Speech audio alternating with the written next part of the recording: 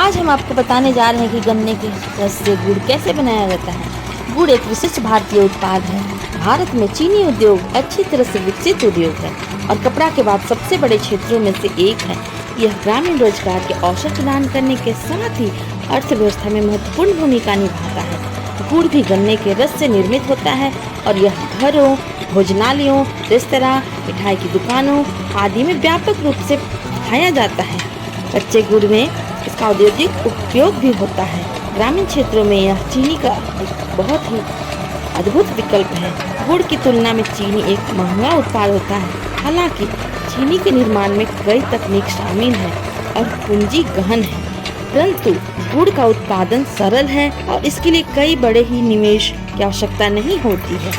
इसके बनने की अवधि लगभग 1 साल होता है। यह मार्च अप्रैल के महीनों में लगाई जाती है। तत्पश्चात अगले साल इसी समय मार्च अप्रैल में ही काटी जाती है और इसको बनाने के लिए सबसे पहले पके हुए गन्ने को खेतों से काट कर एक स्थान पर एकत्रित किया जाता है। इसके पश्चात उन्हें साफ कर मशीनों द्वारा उनका रस निकाला जाता है और उन्हें बड़े बड़े ड्रमों में एकत्र किया जाता है, जहाँ जो आप लोग हम लोग यहाँ पे देख रहे हैं किस तरह से गन्ने का रस यहाँ पे निकल रहा है। इसके गन्ने का रस निकलने के पश्चात उसके समीपस्थ स्थान में ही बड़े बड़े गड्ढे बनाए जाते हैं। चौकोर या आयताकार गड्ढे होते हैं।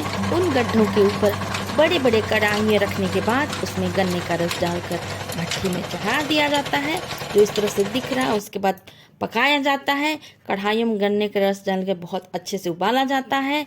गन्ने का रस जब जमने की स्थिति में आ जाता है, उसे किसी चलनी से चलाकर बीच बीच में अनावश्यक चीज़ें हटा दिया जाता है। गुड़ अच्छी तरह से पक जाता है। उसके बाद उसे गोल गोल शेप में बना लिया जाता है। अब हमारा गुड़ खाने और बिकने के लिए पूरे से तरह से तैयार है।